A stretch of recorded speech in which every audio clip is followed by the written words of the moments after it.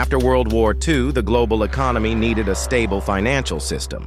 In 1944, representatives from 44 countries met in Bretton Woods, New Hampshire, and agreed on a system that made the U.S. dollar the center of world trade. The idea was simple.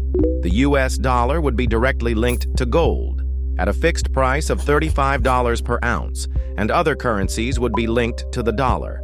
This meant that any country holding U.S. dollars could exchange them for gold from the American Treasury. This system gave the United States enormous power. Countries trusted the dollar because it was backed by gold, and so they kept their reserves in dollars. As a result, the dollar became the main international currency. For decades, this arrangement seemed to work. International trade grew, and the dollar spread across the globe. But problems soon started to appear. By the 1960s, the United States was spending far more money than it was earning. Two main factors caused this: the Vietnam War, a long and costly military conflict that required billions of dollars. Social programs. The U.S. government was expanding healthcare, education, and welfare programs, also demanding huge spending. To cover these expenses, the U.S. printed more dollars, but the amount of gold in its reserves stayed the same. This created a serious imbalance. The United States was promising that every $35 equaled an ounce of gold, but it no longer had enough gold to back all the dollars in circulation. Other countries noticed.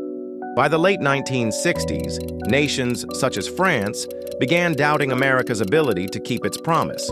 Some even demanded to exchange their dollars for gold. For example, France sent ships to the U.S. filled with dollars and returned with tons of gold. As more countries followed this path, America's gold reserves fell rapidly. If the trend continued, the U.S. would run out of gold entirely. By 1971, the situation was critical. The U.S. had printed so many dollars that its gold reserves were no longer enough to back them. Foreign governments, especially in Europe, were demanding to exchange their dollars for gold, draining American reserves. On August 15, 1971, U.S. President Richard Nixon addressed the nation on television. In a shocking announcement, he declared that the United States would temporarily suspend the convertibility of the dollar into gold. In reality, this meant the U.S. was breaking the promise made at Bretton Woods. Dollars could no longer be exchanged for gold. The global financial system was fundamentally changed overnight. This decision became known as the Nixon shock. Many countries were furious. They felt betrayed because they had trusted the U.S. dollar precisely because it was backed by gold. But the United States had no other choice. Continuing the gold standard would have emptied its reserves completely. After Nixon's announcement, the old Bretton Woods system collapsed. Countries could no longer demand gold for their dollars. Instead, they had to accept the U.S. dollar itself as the basis of global trade. This marked the birth of the fiat money system, currencies that have value not because they are backed by gold or silver, but because governments say so and people trust them. At first, there was chaos in international markets.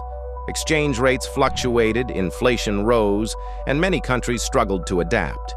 But over time, the world adjusted to this new reality. The United States benefited the most. Now, it could print dollars freely without worrying about gold reserves.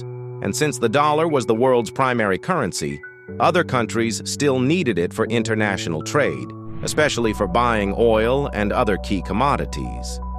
This gave the U.S. what economists call an exorbitant privilege, the ability to borrow and spend far more easily than any other nation, simply because the rest of the world depended on its currency. In the early 1970s, after the gold standard ended, the United States faced a new challenge: how to maintain global demand for the dollar. The solution came through an agreement with Saudi Arabia in 1974. The deal was simple but powerful. Saudi Arabia and other members of OPEC would sell oil only in US dollars. In return, the US would provide military protection and political support to the kingdom. This system became known as the petrodollar system.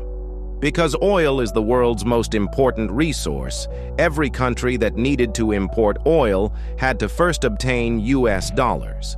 This created constant demand for the dollar, even though it was no longer backed by gold.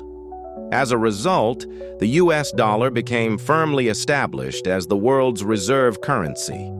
The United States could finance huge deficits by simply printing more dollars, while other countries had to work hard to earn them through trade.